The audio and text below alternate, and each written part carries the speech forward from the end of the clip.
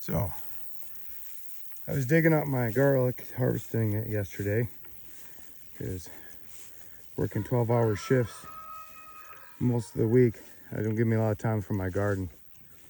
So in the meanwhile, I found a ground hornet's nest, or ground wasp, whatever you want to call it. Yeah, you can see them over there. They're not too happy. Well, there's a simple solution to that. If you make up a solution of dish soap, and some add apple vinegar cider, or apple cider vinegar, however you want to say it, into this. But I also like using True Green Cleaner. It's a heavy industrial degreaser. The same thing as the dish soap does, but just a little bit more stronger. And so I still include the dish soap because it gets pretty foamy, which is what you want. And apparently, when you coat this on any insect, it will basically destroy their outer shell and make them suffocate or something of the like. Anyways, it kills them. It's pretty much natural. The True Green is not hazardous if you read the labels. I mean, you don't directly want to spray it on your fruits or vegetables you're going to be eating. But in this case, this plot where we had garlic for the last couple of years, we're going to turn this into a wildflower plot and let it go fallow. So we're going to plant this in wildflowers for our pollinators. So what we're going to need to do right now is get rid of those, because those are very bad. We don't want those around at all. Our honeybees, they have enough issues out here dealing with the ball-faced hornets and all that stuff, and the birds and any other critters that like feasting on them, including the bears. Yes, we have bears here, and they just love honey, just like Pooh Bear. So we're going to go over here today, and we're going to try to do this. We're going to make sure we got our sprayer on jet first. It is not. So we want to have it on a jet stream so it gets out further, because we do not need to get near that mess, because we already got stung the other day. Just pump this up. These are like $7 sprayers. I like to use them because they're very versatile for a lot of different things, including spot fertilizing. But today, we are going to very carefully come over here to where the nest is, and counting for wind, we're just going to spray the shit out of that nest. Excuse the language. We're going to spray the crap out of this nest, and it's going to kill everything in there. We're also going to spray the hole where we dug it out of. Get that nice and coated. As you can see, there's not too many of them around anymore because they do not like being out in the light or in the open. So we're going to spray this down pretty good. The queen may have already escaped, and I'm not trying to obliterate a species here. I'm just trying to evict them from my farm because they are not wanted. I know there's a balance to things, and well, we just have way too many of the yellow jackets, the wasps, and that around here, and they really like making nests where we got to be. And normally they don't make them in the garden plots, but except for there were some family issues. My dad passed away and was not able to dig out this garlic in time, so it wintered over in its plot. And then the next year, taking care of everything and taking care of my mom and the farm here, it was just too many duties, and having to take up a job and pay off things, fix things, get things going again. I just did not have the time to come out here and relocate these because it was not a priority. So this is why they made nests in here, because it had been undisturbed for a while. Let's make sure we get that hole over there pretty good too, because that's where we dug them out, over there. I sprayed them with this yesterday and thought they were gone, but don't be deceived. Basically, they weren't coming out of the hole.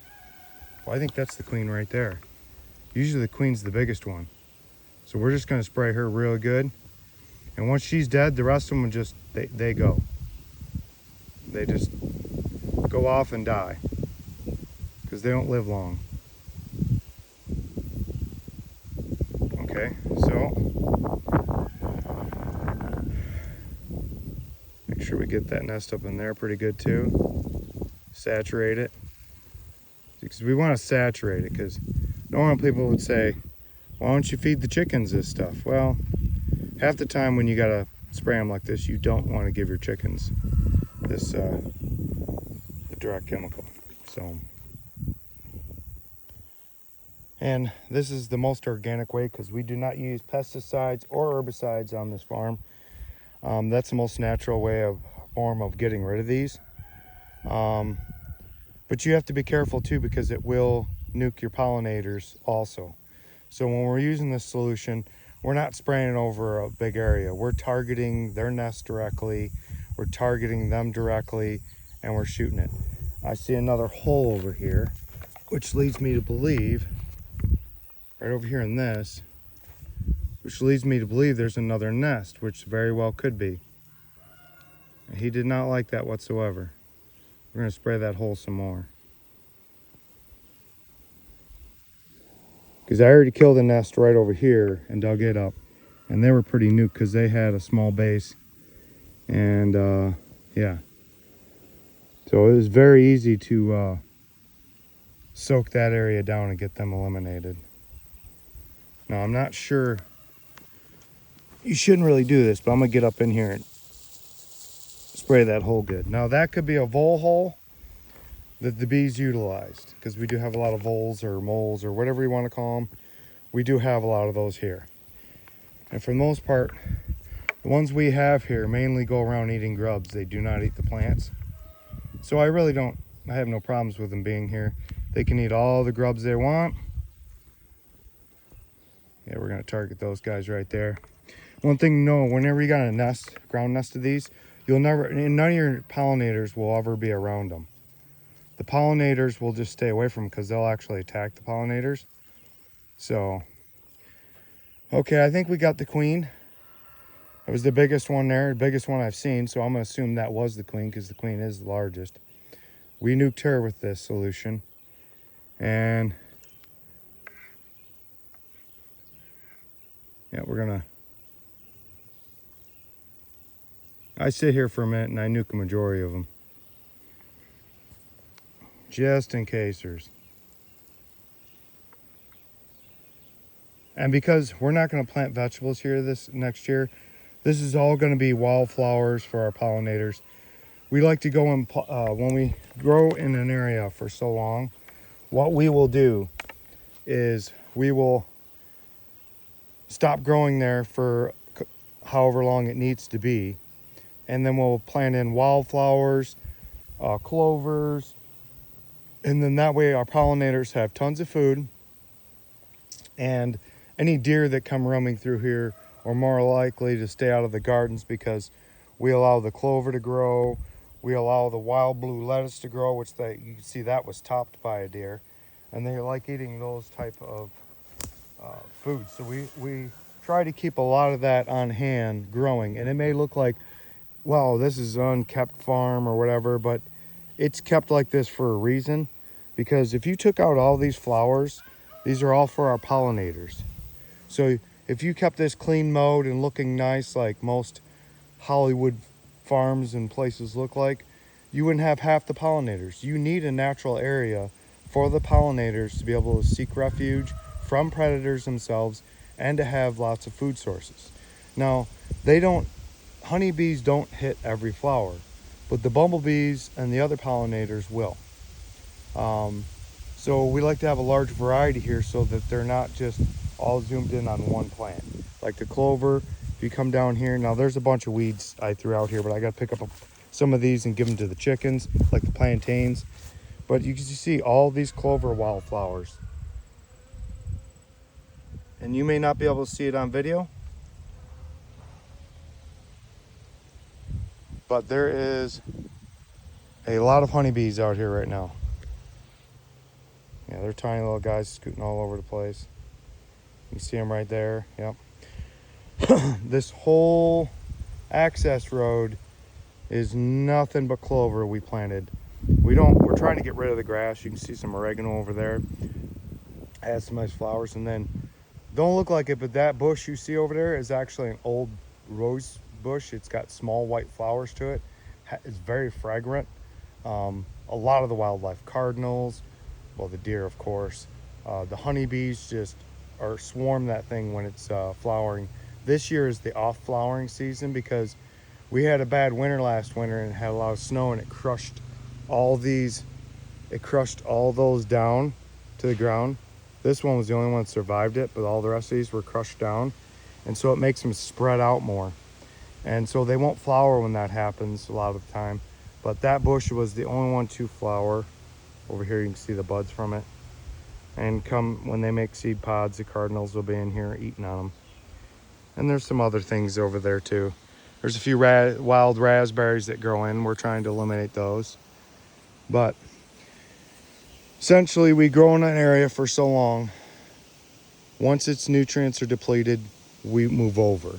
However, when we first started the farm here, this lower half was the only cleared area. Where those fruit trees are and up above that was all forest like that. And we cut all this back because we have 10 acres of forest.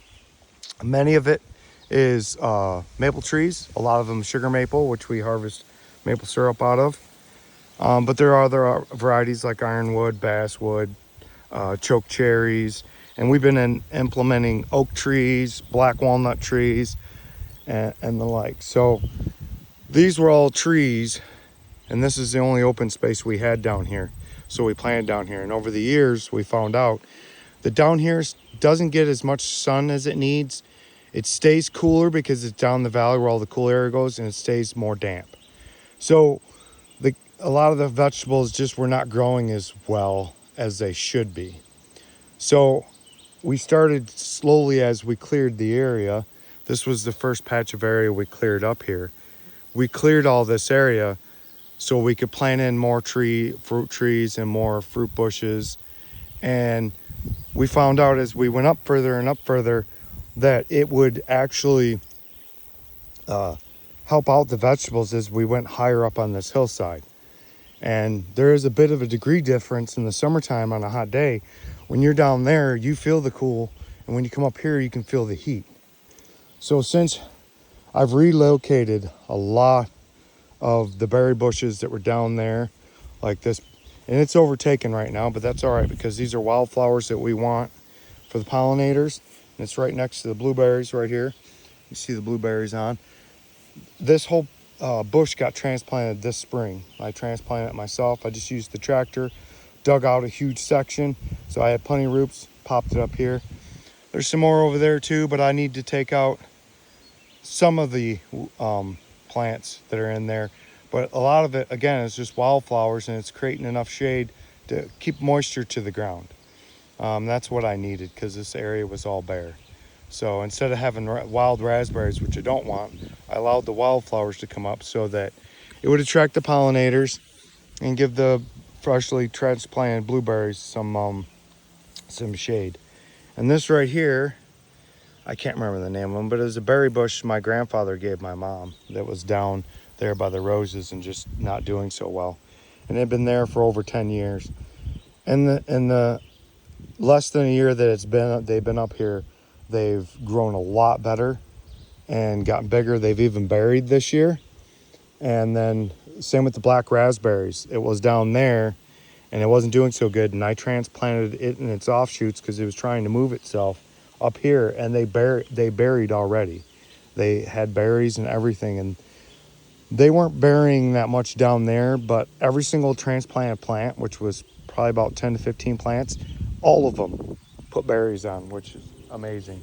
Now, I didn't put that many berries on, and yes, the birds get to a lot of them. But we get what we need off of them because we don't sell the berries. There's not enough of them to make it worthwhile. So you can see the golden berries right there on. There's some golden berries. And then right here, some of the reds.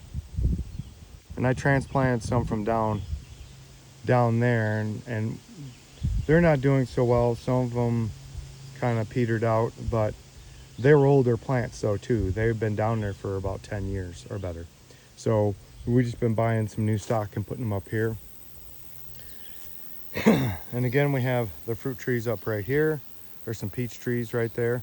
We've never been able to grow peach trees, and since we planted them up here, they've done pretty well.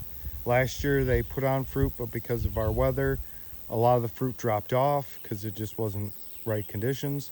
And as you can see, there's tons of wildflowers in here. And yes, there's some, people call it ragweed and all that, but all that attracts pollinators. And see, I like leaving the go through. This is the blue lettuce. When it seeds out, it's just like a dandelion. So it just spreads. And I'm all right with that. I'm all right with that. I'll shake it out and let it spread because, again, that's food for the wildlife. You can eat that, and the chickens eat it too. So I've been told that these tops taste something like broccoli when you eat them fresh, these flower heads. So, and they kind of do, just a spicy broccoli, like peppery.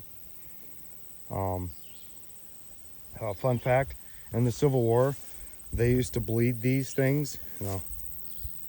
See if I can show you. You see the white sap coming out of it? They used to use, and they made a tincture out of this white sap that supplemented for morphine back in the Civil War.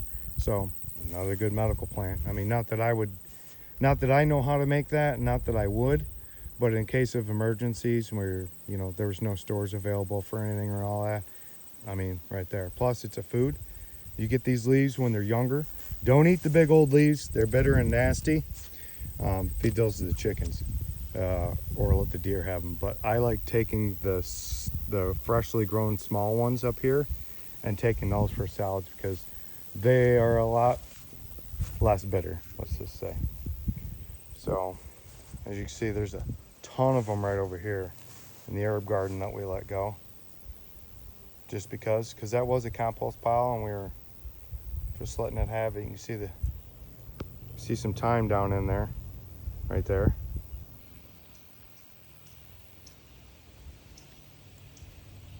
And of course the pumpkin's just taking over all the sage and everything. I got to get in there before it takes out the sage. But a while back ago, had an update on this garden. Yeah, remember all the grass? Kind of looked like that right there. Well, without the clover, didn't have the clover, but all that grass and various weeds, and we got that out. So you can see all the sweet peas. Love me some sweet peas. There's a sweet pea right there. The cabbage, it hasn't been doing so good the last couple years because it's had too much heat. So it really doesn't want to form heads to it. So that's kind of disappointing. There's our chives. They've done a lot better. Now these chives were moved this year and you can see the size of those. That one was moved the year before and it was way smaller than these, and you can see how much larger it got. These are the seed pods once the purple flower, when it's done purpling flower, and you can take these and transplant them elsewhere. And so we got some more berries right here. These spread out because these weren't as many plants last year. They were just 3 little plants, and now they're just skyrocketed. These are all volunteer potatoes. Sometimes you get potato seeds from the flowers, and you'll miss them because they're so tiny. And they get worked into the soil, and next you know, you got volunteers, which is fine, but you shouldn't grow potatoes in the same spot for too long because you can get potato blight.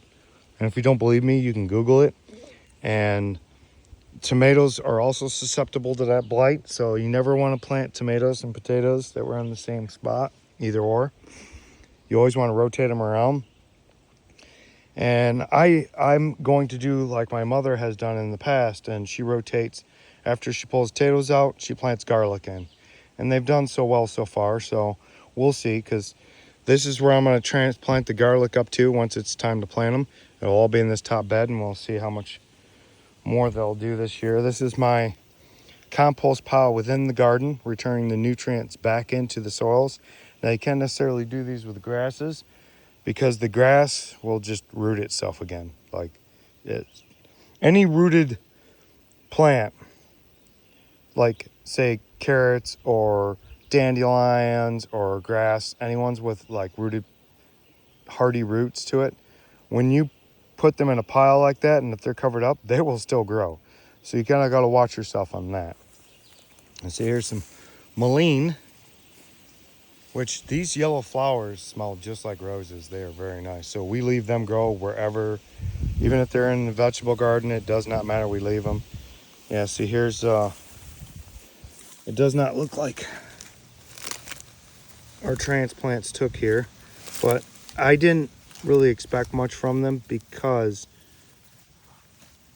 yeah, no, it died off. Let's see about these other ones. Oh, this one came back. This one's got, okay, that one has two. I didn't expect them to do much because they've been down there for so long, overcrowded by the grass and everything, and they just weren't getting very many nutrients. That's why they were moved up here. Mullein, we don't throw out because, for one, these leaves, you can look it up. They have various different purposes for the leaves. You can even use them for toilet paper. So, yeah. I mean, not that I would want to run out of toilet paper, but in case you ever did, or you out in the wild, you know. And this is the black raspberries. These things have never been this big. These stems have never been this big, and they've just gone nuts. You can see a bunch of them seeded right here. I let them go because I wasn't, oh, more blackberry Klingon. And when I transplanted my grandfather's berry bushes up here, which they're kind of overgrown down here, I got to get back down here and thin out. A section of that rose plant down there came with it, and I said, you know what? Let it spread up here, because we got to take a few more of those trees down. We're leaving the big maple down there, and all these smaller trees and the two basswoods and the choke cherries are coming out. There's only two bigger maples. That one on the far, that one, and that one back there. Those are the only ones that are going to stay. All the rest of these trees got to come down to let sunlight in here. And we're going to plant some more blueberry bushes up top over here, and then probably some more berry bushes over this way, because it's such a pain to get rid of all the wild blackberries, and because you could dig them out or whatever, but if just the smallest, even an inch piece of their root, if left in the soil, will grow. It's very hard for them to die, which it's good in some ways, because, you know, if something ever happened, you know, I mean, you got natural food source, but again, they don't produce that much. They're not that big, and they mostly mold off. A lot of the wild berries just mold quicker than they do produce. The onions did so, but again, these onions were free, courtesy of Ellsworth Farmers Exchange out of Mansalona. At the end of the season, they had a bunch of seedling potatoes and onions that were just going. And so they asked me if I wanted some, because they were just going to be throwing some out. And I gladly took some, because onions are a nice source of food. Let's bury this guy back up a little bit. Something's been out here. Okay. Yep. Something indeed has been out here digging holes. As you can see, more of the blackberries, the black raspberries, just coming out of the woodwork here now and doing really well. The trees we chopped down that we just cut the sucklings off of, as they rot, they'll put nutrients into the soil for the berries. That's why I lined them up along here, the stump line, because you can't necessarily plant in here.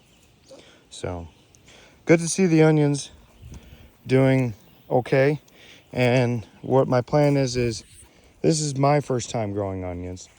So if they don't work out, what I'm going to do is leave them in over winter. Sorry about that. I'm going to leave them in over winter and then go from there and see. Because if they're not big enough to harvest, there's no point. And I'll leave them in and see if they grow a little bit more. Let's come out of here. Yep. So I got all this out weeded, and it took all day because you got to be careful. I mean, you don't want to, even though they're volunteer taters, I mean, taters are taters, because these aren't just regular Yukon potatoes or anything. Some of these are Austrian crescent potatoes. They're purple potatoes. We got some red potatoes. So we don't really grow the plain Yukons or Golds potatoes that most people get in the grocery store, because quite frankly, you can get them in the grocery store. Where these other breeds, like the purple potatoes and the Austrian crescents, you can't buy those in the grocery store. You can't even find them anywhere, even in specialty places most of the time. I mean, you can order them online and have them shipped, but again, I prefer to keep my own seedlings. So the potatoes I don't use up at the end of the year, I plant the next season, and there are my potatoes. But you do have to come through here every week, pulling potato bugs off and their larvae and getting rid of them, or they will chew up your plants. All them specks on them plants, that's what that's from. So I just go through and I get a food container of some type, like an ice cream bucket or a cottage cheese bucket or something like that. And I will literally go through and I pop so many leaves off when I pull them off, like a larvae or whatever, because they probably got eggs on the bottom of them. I put them in there, and then I just start pulling the bugs off, and then putting all the bugs in the container, and then I go feed them to the chickens. Chickens love them. I mean, they just, as soon as they're in there, they're just chasing after them and getting them. They don't stand a chance, which they're kind of healthy for the chickens too. So, but yep. And this is the whole potato plot right here, all what you see. It ends down there at those stumps. That's the end line. Then I got to go through and take out all the wild raspberry and blackberry bushes down there and take those all out, and then prep that all up. But that'll be next year, because I got to burn this pile of tree debris and blackberry canes that I've been pulling out, because you throw a blackberry cane to the side, and like in a compost, it's just still going to grow. It'll just grow. So I pile it all up on this on my burn piles, and the burn piles I locate, like I'm going to put a garden here where this is. So I'll put all my blackberry canes, branches from trees, pieces of trees that got cut down, and I will burn them up. I don't put any garbage or anything in there. That's just all natural stuff that I've collected up. Any weeds I don't want coming back, I throw it all in that pile, and then I burn it, and then all the ashes go into the soil. I kind of lightly till it in the surface, and that helps out spread a little bit of fertilizer. So today, see, this is a good example of that. This is a fire ring to which we put weeds in. You see them growing out of it, because as long as they're covered, which they will be because they're in a pile form, they will grow. So I put so much in there, then I burn it, and then you see some of these, they got a lot of wildflowers on them, so that's why I let them go. And I just let them do their thing. Again, more of the clover. And we make pathways here just by walking. We don't set a designated path. It's pretty much, you pick the point where there's the least amount of wildflowers and such going, and you just walk on it and go with it. Volunteer lettuce. The peppers are not doing too good, but they were planted in late too. Again, we don't use fertilizers, we don't use pesticides, insecticides, we use all natural compounds. We use a lot of chicken fertilizer here. This is a lemon balm. This was a small little piece transplanted from down there where the rest of the raspberry bushes and everything got transplanted, and it has grown so much, it's just spreading everywhere. I've been told it comes from the mint family or something, but man, when you yeah, it does smell lemony, and it's nice. It's got all these little flowers on there for the pollinators. And I've been told by several different people it makes a nice balm or whatever it does. So Mom likes it, we keep it around. And we've just been spreading it all over the place. So there's some more of the wildflowers. Those are not dandelions. These are actually they're like a summer flower. You only see them in the summer. And they got these little spindles to them. But those are not dandelions. That's the base form right there. And I know you want to think they are, but they are not dandelions.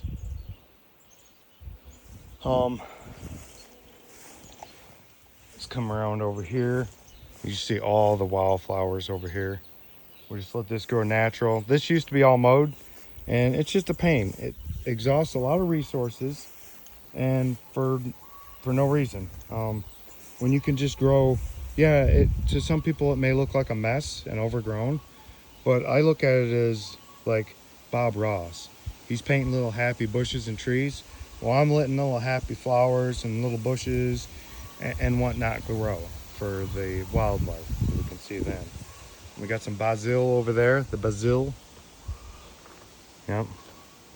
It's doing so this year. I mean, we don't normally get 90-degree weather in June and May, and we did. We don't normally. And so it threw all of our growth off. Now this broccoli is looking a little funky. Not sure if it's supposed to be like that, but hey. I think it's for most, yeah, like that. I'm not sure though.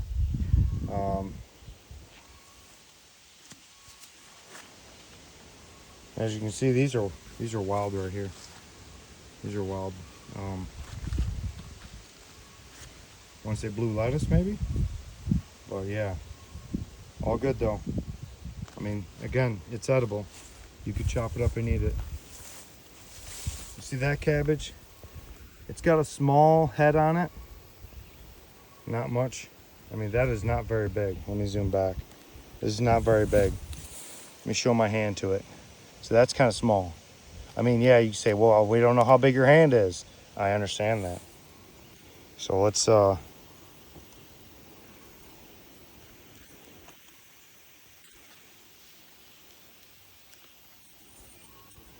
what could I put down there that would, I know. So my Leatherman tool, it has a measuring tape on it. If you know anything about Leatherman tools, okay, it's exactly about as wide as that. So you can see that's 3 inches. So a little over 4 inches wide. That is not a very big cabbage. And as you can see, this one is even smaller. And this guy is still trying to form up. So like I said, we've had bad weather here with 90 degrees. And when it does rain, it's like monsoon season. Like it will go nuts and just flood out everywhere. Here in northern Michigan, this whole spring, we got nothing but floods. It blew out dams, it blew out roadways. It destroyed a lot of infrastructure because of the overflooding. And that's not, I mean, the infrastructure needed to be redone anyways because it was built back in the CCC days. And if you don't know what the CCC is, the CCC was an organization that was done up by the government to put people back to work. And well, that was a long time ago. It was during the Depression era. I'm just doing some weeding here so the camera's kind of... I'm pulling out all these volunteer tomatoes because they shouldn't be in here. And I don't want them in here. So I'm just... What I like to do is pop it out, drop it down. Pop it out, drop it down. It took nutrients from this soil and I wanted to replenish it back to this soil. That's what I want to do. Most people, they do compost piles, and that's fine. I know people that like to have a clean slate in these nice looking gardens and whatnot. But quite frankly, the microorganisms that are in the roots of the plants itself that makes the soil do so well, when you do that, you're removing them from the area. And essentially, you're taking the food away from your plants. So, now there's a poisonberry bush. Let's be careful taking this guy out. We don't want to drop. Let's set this guy. Oops. Oh, we stepped on our poor marigold down there is being overtaken. We're gonna walk this guy right over to the fire pit. Gets these berries on them. They're not edible by, well, birds. That's how they get spread, but that's about it. Your pets, your kids, yourself. It's very poisonous. So instead of just tossing them aside, I throw them in the fire pit. Nice thistle. Out back we have a lot of thistle that has grown up over the years, and looks really nice out there. Let's come back over here. Oh, there's another one. I didn't see that one. Yeah, I'm on my phone. I had a camera that I used to use that it died. It just up in one day just decided it did not want to work anymore and did not want to upload videos to my computer, or so I've had to use my phone, my Paraphone, we'll call it. Yep. So, is what it is. I don't have any holders for it yet or anything else to make it be fancy video. You're getting the video raw and unedited, as it should be. To many people, I feel, when they're editing their videos, they're taking out some of the struggle to make it appealing to you and to look like it was easy peasy for them, which farming is not by any means easy. You have a daily obligation to your farm that if you do not take care of it, it will go, oh, look at that wildflower. See, that's amazing looking. Almost looks like maybe a columbine or something. No, something else. Let me get right down here. Those are the leaves for it. Anyway, it's a lovely looking flower. There's some more marigolds right there we got planted. But again, I'm not here to take out all of the weeds, just the ones I don't want, and the grass. Nobody wants grass in their gardens. But as I was saying, on a farm, it's a lot of work. I work 5 days a week on a regular job. Pretty much 12 hours a day is what it requires. So I am gone all of the day hours. So I do not have a lot of time to take care of my garden. But it requires every bit of that free time that I have. Because if you do not, the garden will get away on you. And then before too long, you don't have a garden. It's just a mess of weeds and whatnot. Okay. Throw that over there too. Some of these that have seed pods on them, I don't leave them away either. I get rid of them right away. Because I'm throwing it towards an old stump over there, which in the end of the year, I can always burn that area and not have to worry about it. Whereas leaving them down right here, I kind of do have to worry about it. Because, again, I don't want the seeds dropping. There's just so much here that I have not been able to take care of because of work and health issues, taking care of my mom's. These days, too many people are very jumpy on the trigger to put their parents in homes, which I feel is just you copping out.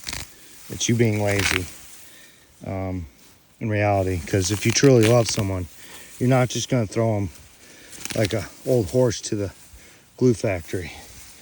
You're going to let them retire out and enjoy the rest of their lives doing what they want to do.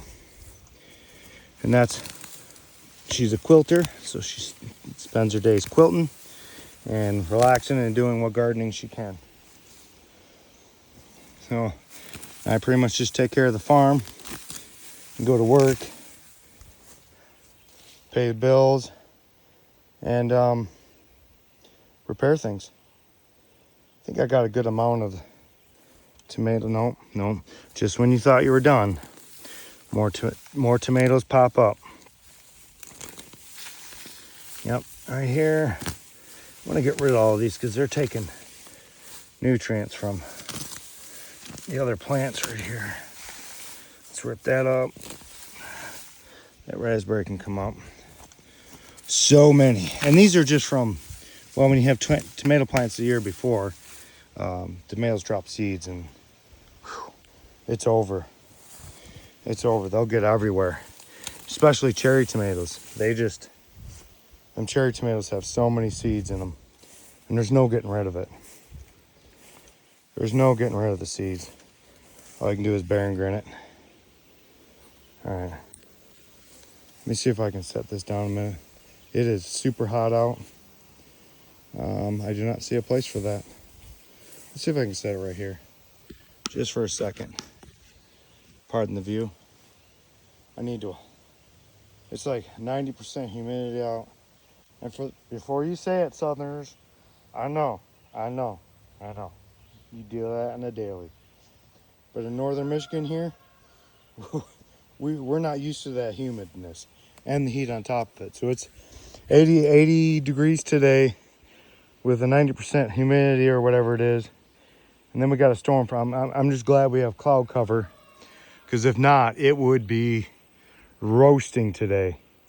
So thankful for the cloud cover, and yeah, I think that's it for the tomatoes. Oh, here, one more. Like I said, every time you turn around, there it is. There they are. Now I just pull them and lay them and let it go back to the soil where it was. I want the microorganisms from the roots to be right here still. I want them to lay back down where they were, put the nutrients right back in the soil where they were. I don't want to deplete them by putting them in a compost pile and then re-adding the soil later. I want to be able to put it right back to the soil. Now, there's some other of the red clover. That's nice. We got a bunch of that here too. We planted the red clover and the white clover. Yellow clover is wild clover that comes up. Again, sorry, poor marigold. Sorry, buddy. I did not see you in the weeds. My apologies. I think I got most of the weeds that need to come out.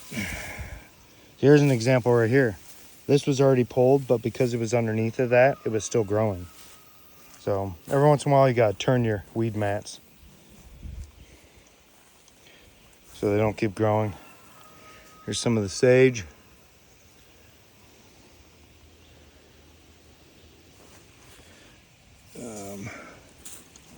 This is a type of herb that my mom had. It's gone, it's over there, but it falls over and comes over here. And there's some here too, so I just let it go. It's just going nuts. You can see some thyme, some regular thyme down in there. Now we did buy lemon thyme too. Where did she plant that? So I'm pretty sure this is, yeah, that's normal thyme. And you can see it gets baby flowers on it too, and those are awesome. Let's see, where did she plant? Oh, sorry. Let's scroll back out. I'm not sure where she put that other thyme at. There's some basil flowers for you right there. Come over here. Stomp some of these down, make a path again. Maybe she put it in an inside box here. I got a ground cover there, trying to keep some of the weeds from coming up right there. You know, I'm not sure where she put that lemon thyme. I thought she had it in one of these boxes in here. I mean, that pepper's doing pretty good, but wonder where she put that.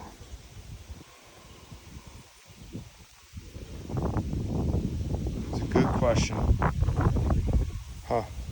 Maybe she planted it elsewhere. Maybe she planted it elsewhere. She probably even told me, I just don't remember.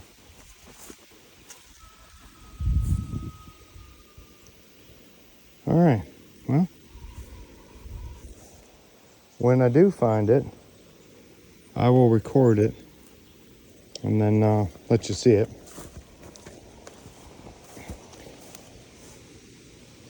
It could be underneath the pumpkin over there too. Let's take a looky over there a second. These were pumpkins, they were smaller pumpkins at the end of the year that I set up on this stump for a decoration. And then the winter crushed them and spread their seeds out.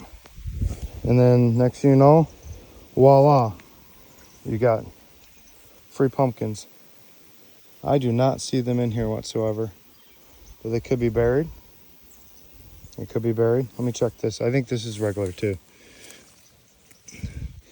Yeah, that's regular time too. I wonder. Hope it didn't get buried here, but if it did, we'll just have to get some more. I've never seen this before. What are those? Well, they're definitely not ticks. But they're all over right here. Weird.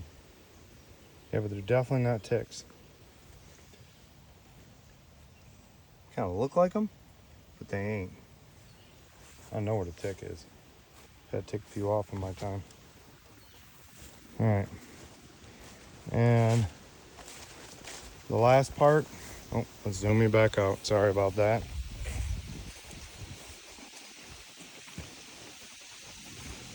Pretty much this is my farm life.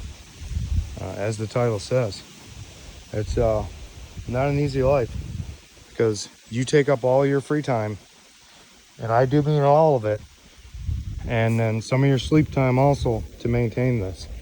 I mean, we got about 100 chickens, give or take, because they can fluctuate. Chickens do die randomly. Sometimes they get scared, flutter off, and then, you know, bad things happen. Sometimes I've had a couple chickens fly into a wall, break their neck over I don't know what. They're totally caged. They're totally protected. They have defenses so that hawks and so the predators can't get to them. They get all the greens from the gardens, any bugs, stuff like that. They have nice yards to roam in. So here is the grapevine I need to put trellis up for. There's my thornless blackberry, doing well. This is a wild part of a wild one and maybe a domestic part, but it's all got to come out. See the thornless berries right here. I have to trim this branch back, it died off.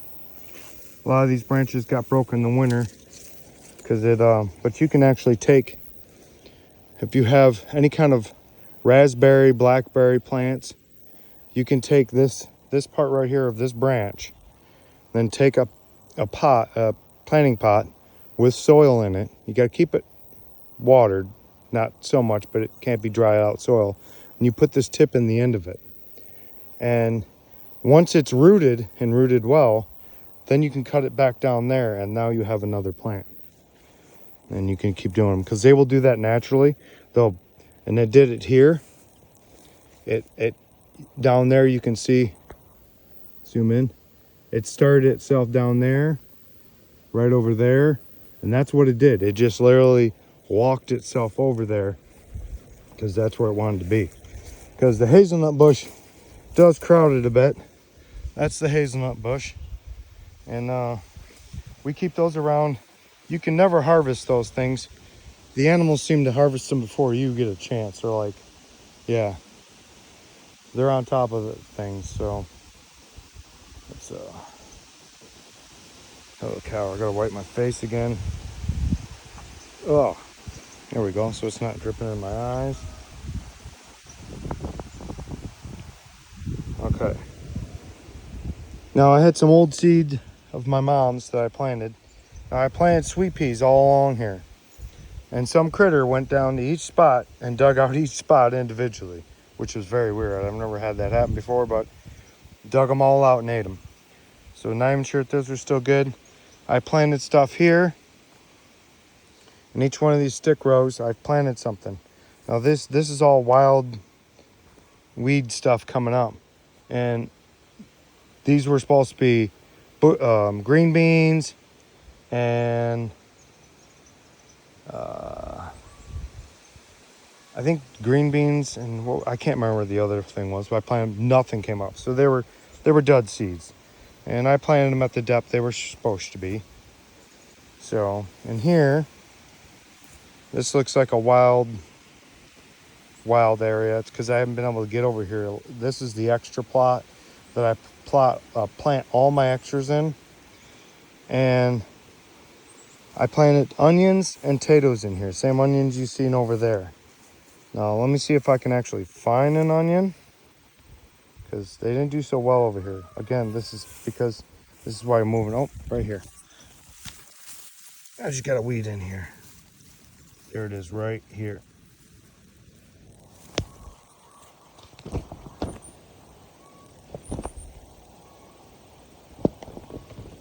I never know when it's a horsefly or a ground hornet or whatever you want to call them buzzing me tower.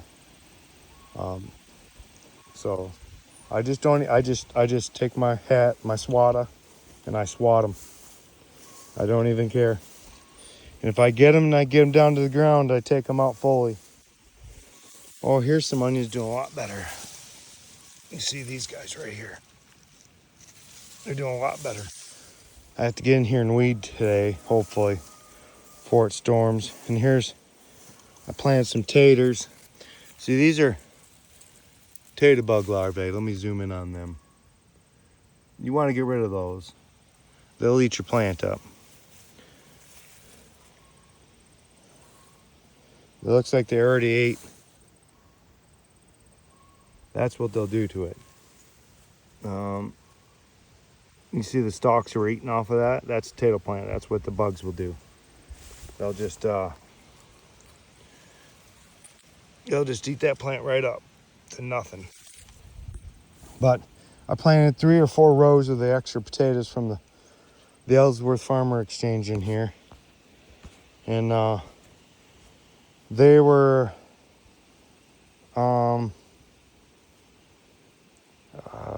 they're a white potato of some sort, white or yellow, one of the two. They were free and extra. And there's one that was red that I hadn't had planted before, so I got one of those too. So let's see, 1, 2, 3, 4 rows. The other row's buried over there in the weeds. I just got to get to it. Again, this is what happens when you work 12 hours a day. You have 2 days off of work, and those 2 days are spent, mucking coops, weeding areas, pruning things, taking care of things, harvesting things, stuff like that, maintaining things, because all the implements for the tractors, for the the lawnmowers, the stuff like that, it all needs to be maintained. And sometimes it breaks down. So things break down, you just got to fix them. So this is what happens when you don't have enough time to get into your gardening and do it. This is why I say farming is a full-time job, and it's not easy either. It's not just something anyone can do. You got to have the dedication and determination and the work ethic to be able to do it. Unless you have no job, you can stay on top of these and be pristine gardens, and you have people that you raise beds and all kinds of things, so it cuts down on their weeding time and everything else. But in the end, most of those people are using fertilizers, and they're not telling you that, to make those plants grow big and be nice. That's the only way you're going to get those plants to be all lush like you see on a lot of people's videos or pictures that you see. Those people are using fertilizers. And they say, oh, it's all natural fertilizers. I have not come across an all natural fertilizer that comes off the shelf of a store yet. They have chemicals in them that are man-made, put together, not in natural form. So, I mean, unless you're spreading cow manure, dairy dew, chicken manure, horse manure, but there again, you get a lot of straw and hay seeds in there that mess up your gardens. You're not getting an all-natural fertilizer. So when they get their plants in their boxes and they're all looking pristine and they have those perfect rows, that also takes a lot of time to do. But then again, they have watering systems laid out. They have all this infrastructure laid out for the plants, so it makes their time a lot easier. And a lot of them are selling at markets. Well, that's fine and dandy, but you can't have a full-time job paying your bills and doing that at the same time. And most of the time, those people you see on videos, their families they already had money. So when they went in to do that, they had money to do it already. So it wasn't like they're just poor, struggling people that created a farm out of nowhere. This is what a normal, average, small farm looks like, where the person has to work and take care of the farm to put extra food on the table, to supplement the bills. This is what it's going to look like. And yeah, you may like all them fancy, well-decorated farms, all that, but again, they're using a lot of drop covers, raised boxes, and they're purchasing a lot of soil and stuff to make it look like that so they don't have to work. So they're putting an entire mat down over all the soil, which are cutting off your microorganisms. And they're putting all kinds of wood chips and everything else down to keep it so they don't have to weed as much. And sure, it looks nice on video, but in the aftermath, they have to redo that every year up like that. They have to purchase soil, bring it in, lay their mounds out, do all of that. And the point of farming is to grow extra food to supplement, so you don't have to pay for it. So because you have a tighter budget or may not make as much. That's the whole point of farming, was to raise your own food so you know what you're eating, you know what you're getting, and to save yourself money. And I'm sure there's a lot of people out there that may have not been rich when they started their stuff, and they worked hard at it for many years to get where they are now. But a lot of those videos you see of people with pristine gardens and all that, those are not just your average Joes trying to grow food to supplement. Those are people with money to begin with. And maybe they just don't want to buy the grocery store produce and fruits and all that, and they just want to grow their own, which is fine. But a lot of them act like it's, I don't know, like so hard. Well, it's not that hard to lay out landscaping mats, to purchase soil, have it brought in by trucks, dumped out, you spread it out, you plant your plants in it, and go. It's a lot more difficult to take land from what it was and turn it into something that is usable. That takes a lot more work and effort to do so, and it takes continual effort to do so. So for an example, I had all this area cleared out. This is a shade area I built for my dogs while I was out here. This was all cleared out, cleared soil. Less than a year, just this year alone, you see how much has grown up. Now, it did look like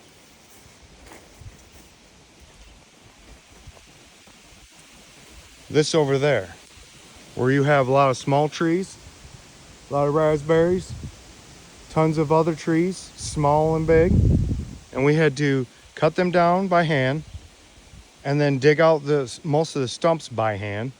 We did use the tractor for some of the work, but that was for lifting and moving the big logs. That was about it. The rest of it had to be done by hand because of how intertwined they were. The tractor just did not do it. So again, props to any farmers out there, because this is not an easy thing to do. You're definitely on a struggle bus. And for those of you who say, oh, it's not a struggle bus. Well, if you've got a pocket full of cash that you can just throw out there to make your life easier, in a way, you're not truly working the land. You're just covering the land and making it easier And that's a way of doing it too. And I'm not putting those people down. I'm just saying your work isn't as hard as a person coming into a chunk of land and turning it from one thing into another so they can farm it. Because most of the farms we looked at up here to purchase were farms that were totally saturated with pesticides, herbicides. All the soil samples we took, this stuff, it was still residual in the soils, and we didn't want that. We wanted a more natural base of soil. So we purchased a property that had trees on it. We had to clear it. We had to do a lot of hard work to it, and we didn't bring in soil from anywhere. We had chickens. Our neighbor had horses, and we used them once or twice and then stopped because there's also stuff within the straw and hay that their horses are eating. It's in the soil too. So we had to stop right away, scrape that soil out, put that soil elsewhere up front, and let the grass grow with it, and then had to start all over with gardens using just all natural chicken manure and stuff from the hen houses. And we pulled those all back, and that's what we use now. So all winter long, when I'm mucking the coops out, bringing the coops out, and I'm dropping it in plots that I'm going to plant the next year or developing them for the next year, and that's what I'm going to do. So as we come over this way, we have our chicken coops. We built buildings. This was over 20 years ago that we built these. So, and we did not know what we were doing. We only based off of a little bit of what we saw on the internet, and knowing now when I go to build the new set of coops, I'm going to build them smaller, more efficient, and up by the garden so I can rotate them. So I can rotate the chickens through the gardens. Now, we have people, most people will say, oh, that's cruel to put your, not actually, it is not cruel to pen in your chickens like such. They don't have small pens, they have large pens. These all you see here are raspberry bushes and gooseberry bushes that are planted up in here. There's some gooseberry bushes right here, as you can see. I transplanted these all up in here, put the raspberries up in here. The raspberries will fall down in the chicken coops. They eat the leaves. It's good to go. This provides a little bit of shade for them. But as you can see, we have fencing all onto the top. And we didn't go cheap netting. We went welded wire. And we built the structure for them, keeping them all separated. And that way they had their free range of stuff. Now this other pen, they may look like smaller yards, but this is the retirement coop. This is where all the older chickens go, our egg-laying chickens, because we don't just slaughter them because they're old and not laying anymore. We let them retire out. They did their service, and sometimes they still lay eggs, but they all go over here, and they have a little yard that they can get out in. There's only a couple in each of the yard over here. The other ones are over in these two other big yards, which is the majority of them. Now on the far end one, we do have some Brahmas that are new, but there's only 5 of them, and 5 hens and a rooster, which they have a larger yard than these other ones. It's probably about 2 of these other yards put together, and that's pushing it for me. I'd rather have them have larger space, but again, when I'm weeding, I'm putting all the greens into there with the chickens, being careful not to put plants they don't or shouldn't have in there, and so we feed them plenty of healthy food. They do get egg layer, and they do get hen reserve, which is like, it has a lot of the grains and nutritions and stuff that they do need. We make sure it's a nice blend with oyster shell. They have granite grit, some fine granite grit and everything for their crop, so they can help do the digestion system. And as you can see in there now, that's what those little fuzz balls are out there in the yard. That's what's left of the grass. Won't focus in, probably not because of the fence. Those clumps you see are pretty much the grass roots and stuff like that I've thrown in there. Most of these chickens, they don't like being on camera. So as soon as I start recording them, they take off. They're just like, nope, no candid cameras, please. These ones aren't as skittish. A couple out here right now, just chilling. They have underneath the roost though too. There's a building there. They can go underneath there, take shelter. So we don't leave them closed up in the wintertime. They can come out when they want and go in when they want because they're all fenced in. We don't have to worry about it. And they have plenty of dusting areas, which is a lot underneath that coop. It stays dry. And we keep it so they can do their own schedules. Here's a gooseberry bush that got chewed up by some rodents, and you can see it coming back right there. I planted them all along right here.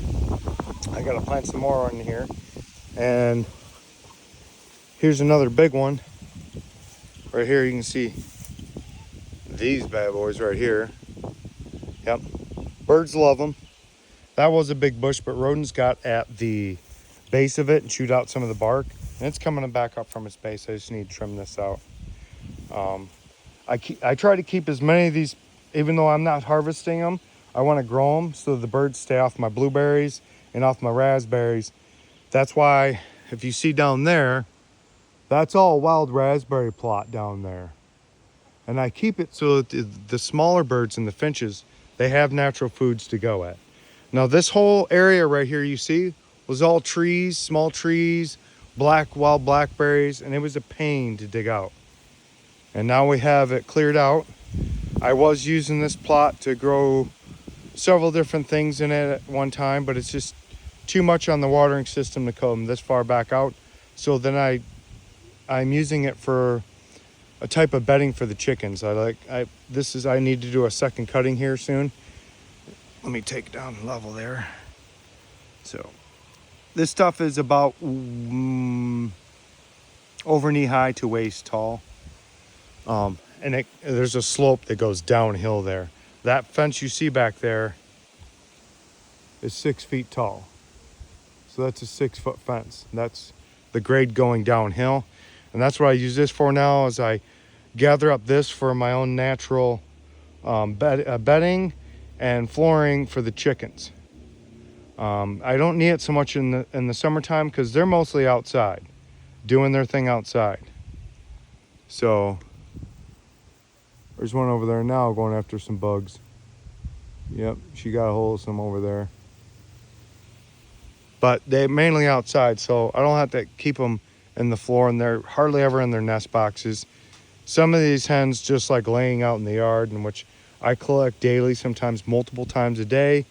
Usually afternoon and night. Mornings they don't have anything. We got a whole section of grapes here we planted. And last year they did not do so good. Before they were even ripe, they were rotting off for some reason. I'm not even sure what went on, but it's a nice healthy specimen. I mean, it still looked good. This year is not so bad.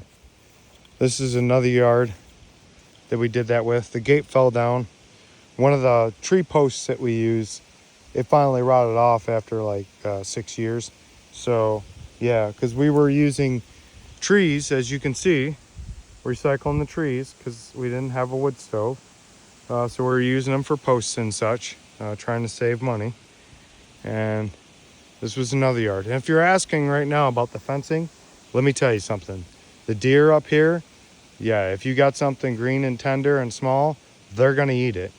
So we had to fence in a lot of our gardens because they just kept eating everything.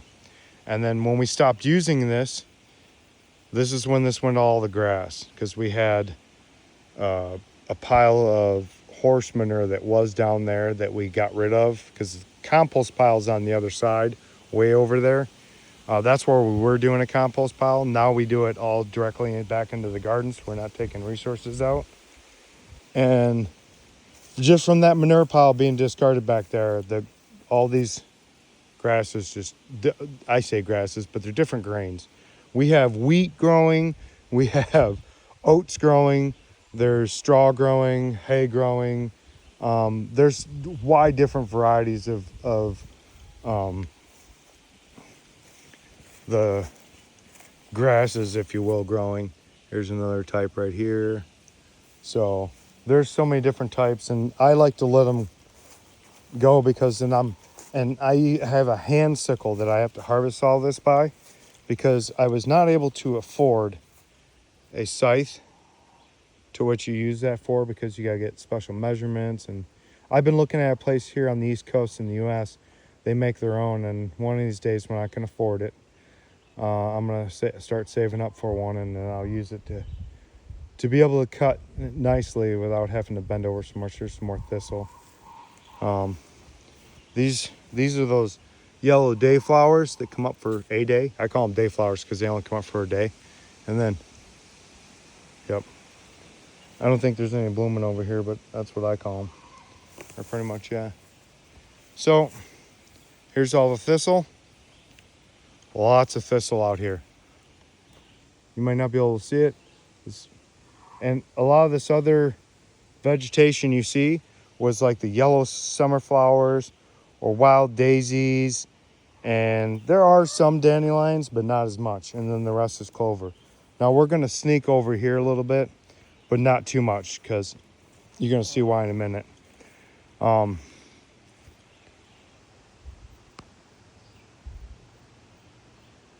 Honeybees.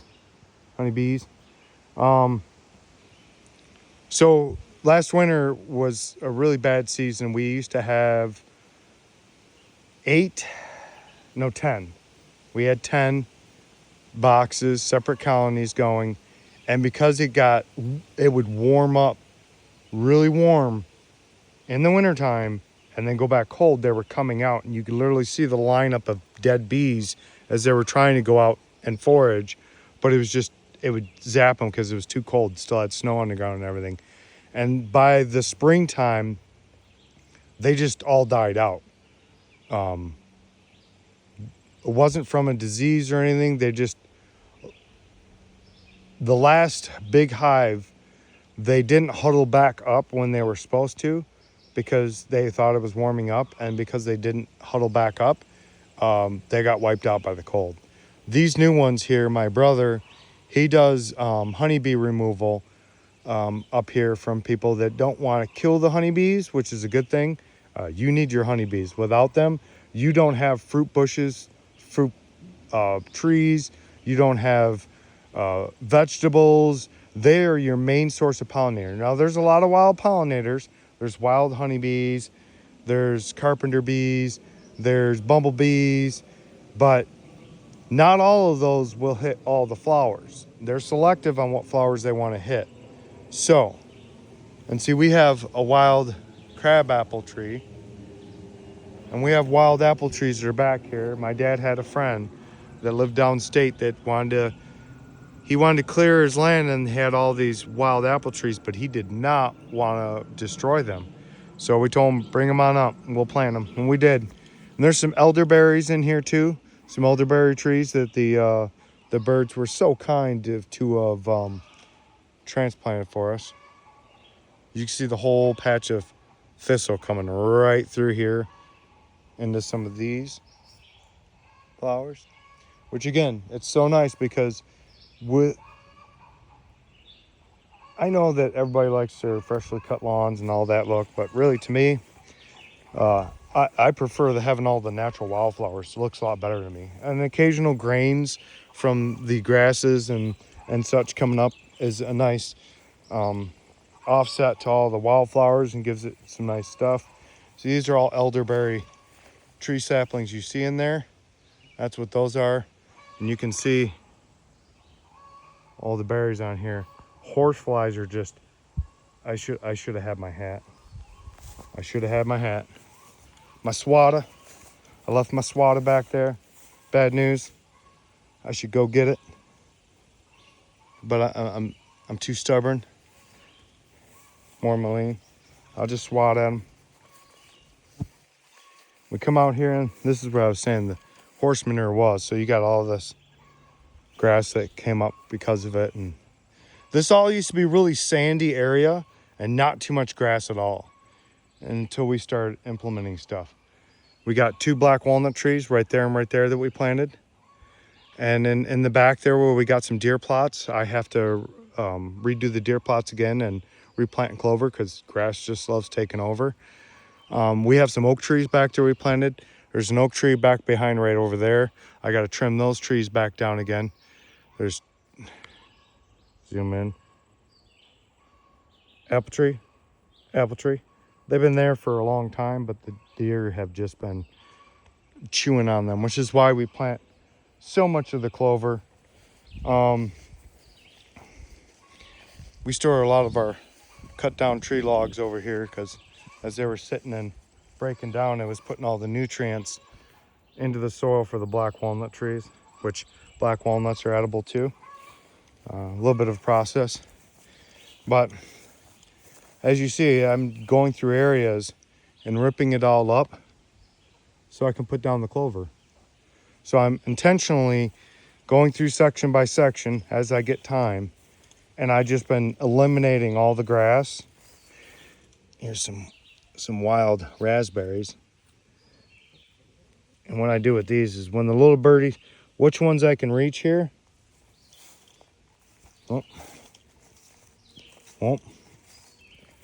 I take and I bring over here, throw into the chickens, and they go nuts after them. They love them. This whole area I ripped out from grass, some other weeds to give this white pine, because I ripped out some small trees over here too. I wanted to give this white pine some more room, because on this side it was not growing too well because it was being crowded. So I ripped those out, ripped the grass out. Clover, all clover. Now this is just your regular white clover that you can get from places, any places, Ellsworth Farmers Exchange, or any one of your farm stores, if you will. But in our deer plots, we were planting in the Imperial Institute clover because it's genetically designed for the deer and turkey to provide certain nutrients, whereas this is plain old clover that's all natural. It's not been genetically enhanced or anything. It's just natural. Got a bunch of the plantains. Everybody calls it weed and pulls it out. Now if you look, let's see if we can zoom in on this. You can see the tiny little flowers on this thing, and the pollinators love that. I mean, they're tiny flowers, but they're growing great down here. We're letting them go. Excuse me. And over the years, this had started going less and less clover and more grass, which I need to, once I take that fencing out, that used to be one of the garden plots. I'm gonna take that fencing out and then till this all, till this all and make it into clover and that again. I'd rather have clover than grass. And you can see all the plantains growing up here. Now, this washes down all the way from out at the road, and it comes down and washes all the way down into here, and this will flood out in a heavy rain. And already this year, 6 to 8 times, it's been, if I was walk over there, which is the lowest spot, it would be past my knees. It's that deep. And these are all plantains, the common weed that everybody gets rid of. And they're highly nutritious, especially for chickens. So what I like doing is I like coming through here and chopping off, because some of these leaves, let me come over here so I can show you. And again, my hand,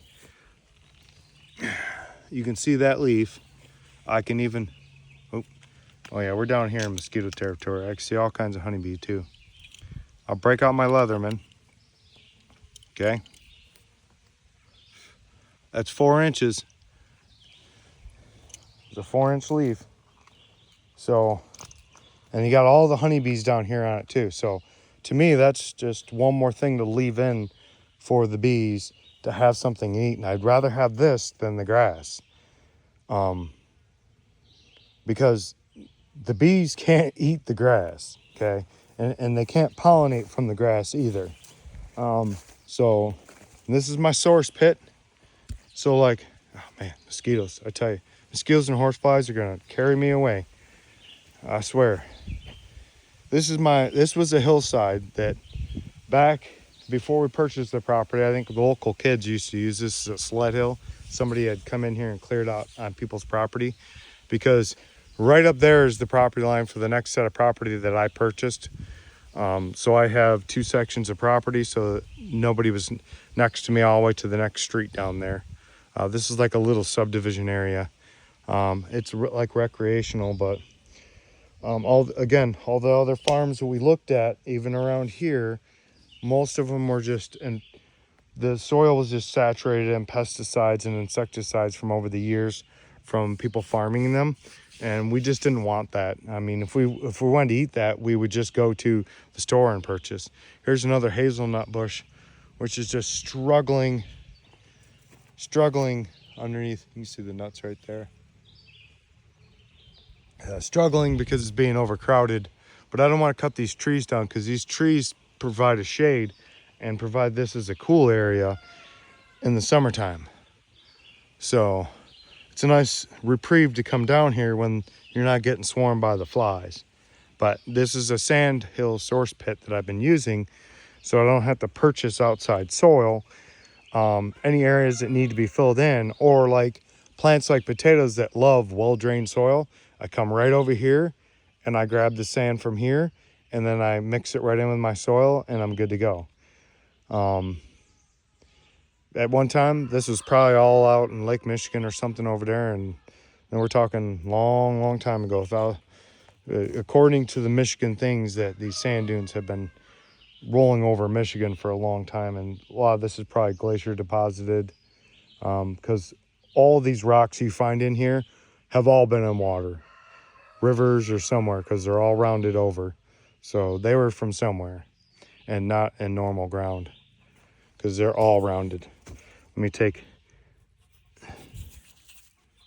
see, river rock. That could be even one of those ones that glow in the dark you find up in Lake Superior. But every rock you find over here, besides sandstone, is all going to be rounded. Here's an example of not. This one has been shattered. This is an old Charlevoix stone that was, you can't really see it on, you see the little round things? This is Charlevoix stone that crystallized.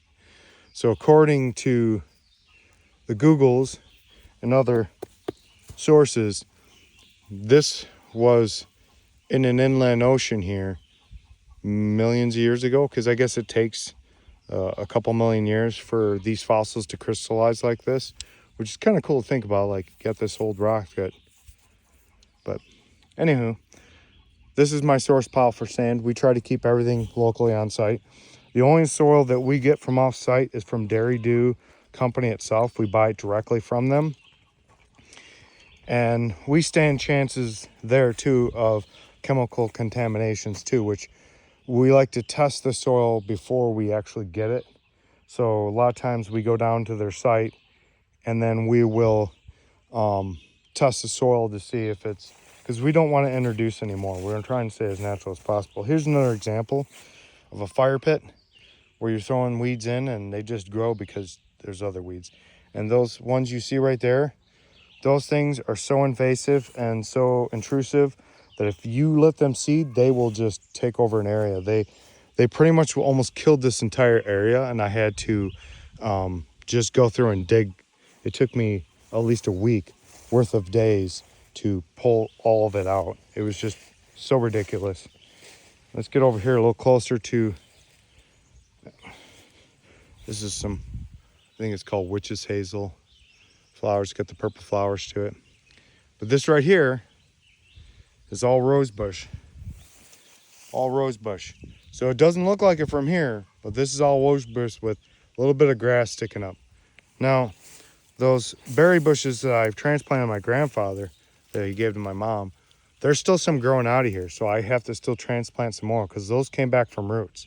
But all the rest of this is those roses. They're like little white roses. They're really small and they only come like, they don't look like normal roses. They kind of look like the mullein flowers. And my mom, I think she called them primroses. They're from like turn of the century or 1800s. And I found a clump of this. There was a section of land, 8 to 10 miles away from here, that we went in to clear a bunch of garbage out from a site. Somebody had dumped a bunch of garbage back on this 2-track. on an old homestead site that no longer had any buildings or anything on it. And the county was wanting to get rid of it because they had a 2-track coming through there, and then there was like a nature trail over that way. And it was backed up against a resort. And they wanted to get rid of the garbage. Well, I made them a deal, and I said, hey, listen, they've got a bunch of iris and a bunch of old flowers and stuff in here from the old farm. If I can take that, I'll pick up all this garbage, which ended up being literally like a dump truck load. I think it was a 5-yarder, maybe even an 8. I'm not quite sure on that one, because but it was a massive dump truck load full of garbage, not from old days. This was current people just dumping their garbage because they didn't want whatever. I don't even know why they would dump it. I'm like, most of the time you can just put garbage and out to the curb and your taxes already pay for it, so who knows. I'm just trying to capture some of the honeybees down here. There's so many of them. My camera does not want to pick them all up. But I made a deal with the county, and they said that if we cleaned up all the garbage, that I could pull out the roses and I could pull out any flowers that I wanted of there, because they were all intrusive anyways. They were not natural, and they were trying to restore it back to the natural look. And somebody had already pulled all the other building pieces out long ago and probably reused them. And so I purchased, or rented, if you will, a dump truck, a yard, one of those things that get pulled up on a truck. It'd be like a dump truck, but not. And rented one of those, put all the garbage in it, went through any broken glass, any of that we found, we put it in there, and then we dug out a bunch of iris, unique iris that you can't find in any of the farms anymore, farm greenhouses or anything like that. And then those roses, which I've never seen anywhere else. I've never seen them planted anywhere, and I've gone to a lot of old farms up here. Excuse me. So I was pretty lucky to get that. And now I have it here, and it's rescued. I just need to trim some more of those trees back. Any of these purple flowers you see growing here, that's all oregano. It's gone wild. I planted a little bit of oregano, and yeah, it takes over wherever it wants. Let's check on this again. So we sprayed this in the beginning of the video.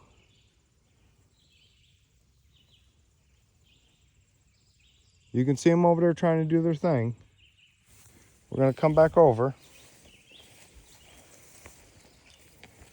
We're going to come back over and do our thing. Yep, we sure are. Let's make sure we got this pumped up.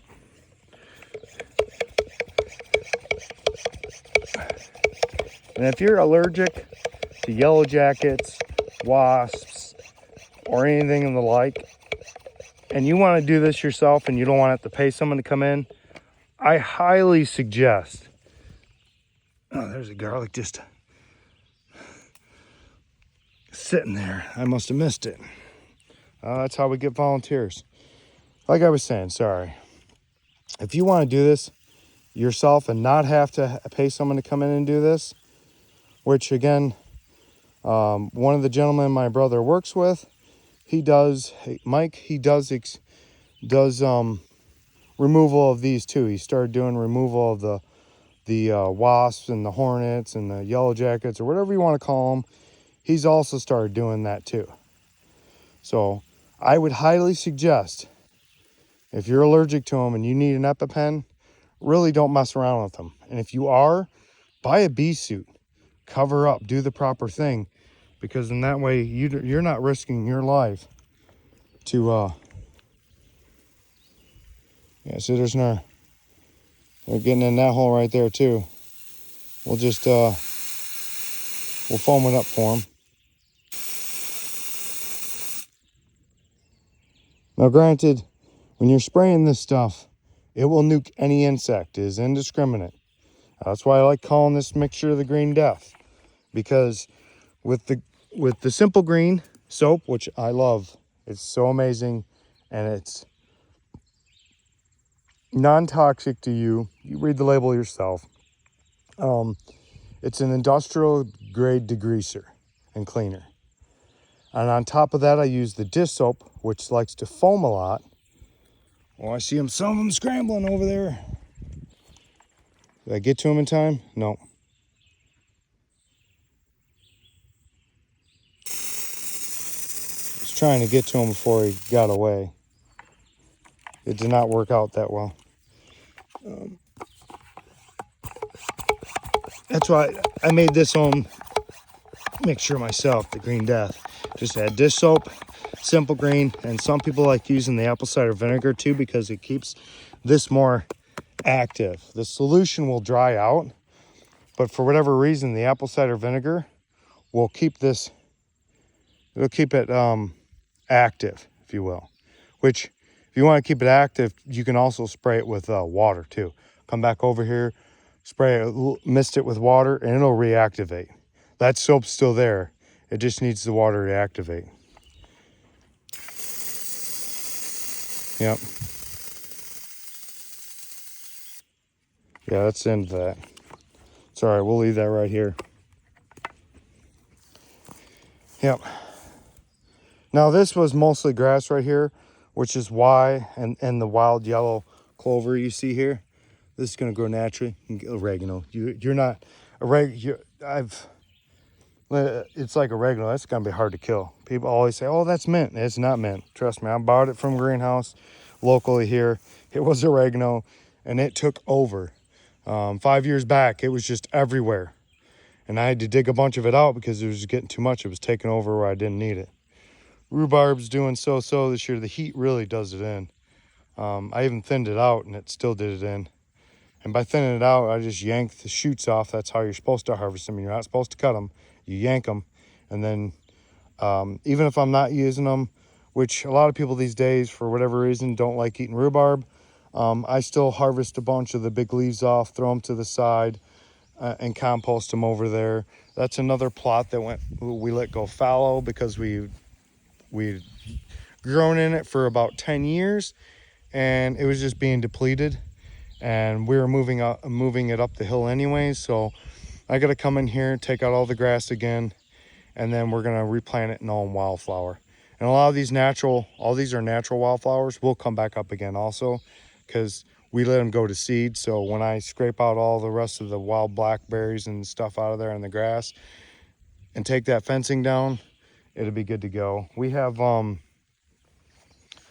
my dad had, from the Imperial Institute, which is a place that genetically produces plants for deer and turkey and the like, to give them nutrition for deer plots, because baiting is illegal here in Michigan. All that does is basically, so now you're concentrating all the deer in the areas, and it's gonna just spread the chronic wasting disease really. But beets, he had beets. This looks like a wild bunch of, I haven't been in here, there's rows of potatoes in here that got chewed up by the potato bugs, but he had a bunch of beets. A mouse got into the bag and I planted them, and these are designed for animals, so the beets themselves don't get too big.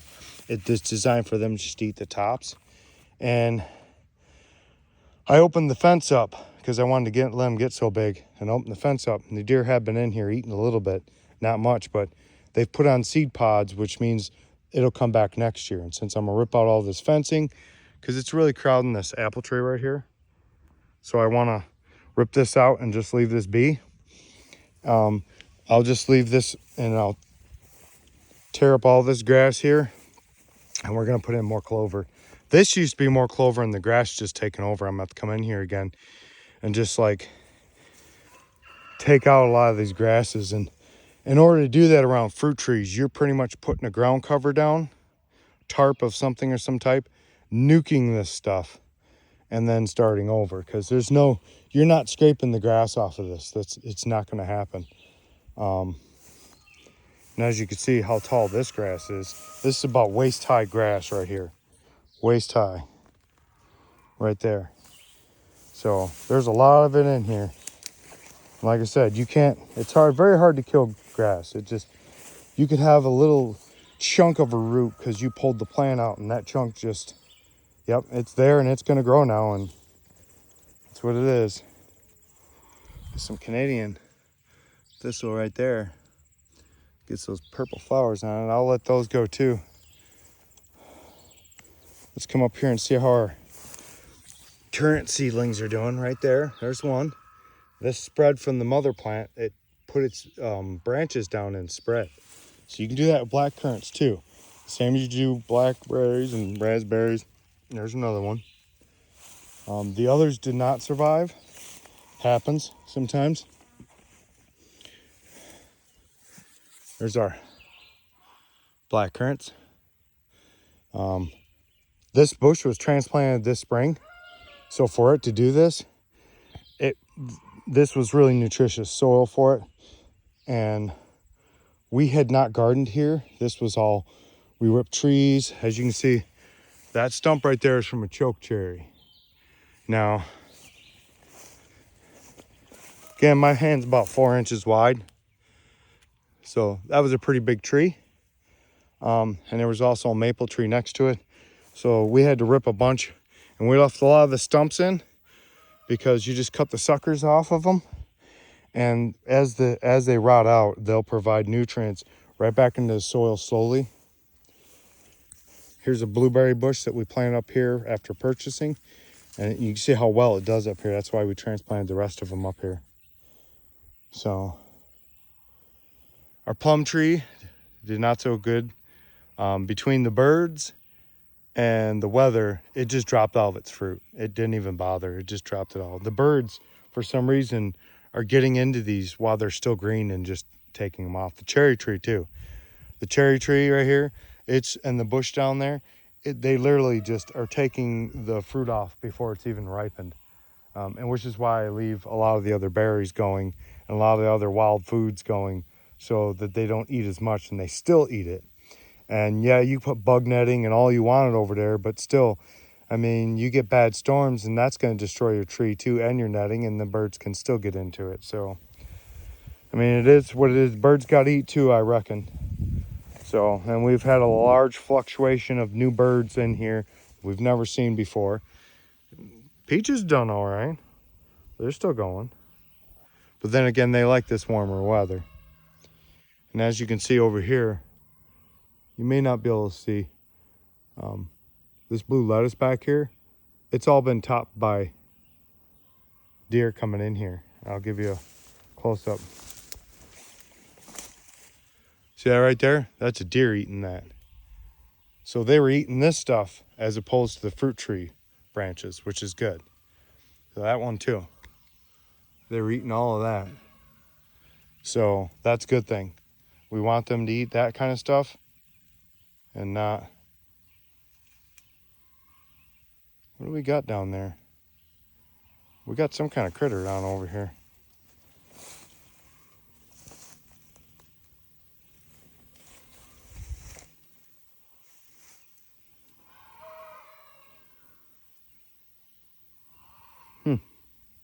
Had a critter over here. Don't know what it was.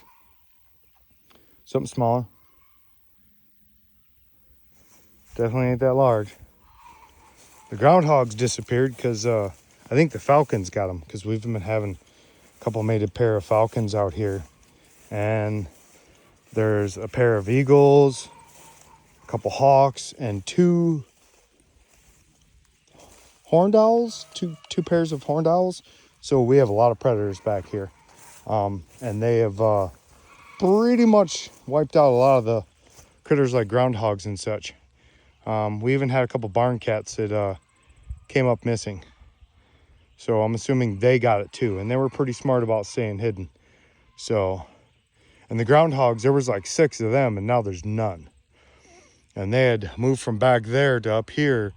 And well, I think the owls got them because they weren't safe nowhere with owls. So, my swatter. So, well, that wraps it up for this video. And I got to get down there to that other garden and get it weeded out. And then that way those onions and potatoes can do somewhat down there. I don't really expect them to do much at all. It was just the overflow, and I never want to waste. I want to plant everything I can. So until next time, this has been My Farm Life. And hope you all have a great time and bountiful harvest on your small farms with all this weird weather we've been having. So have a good one.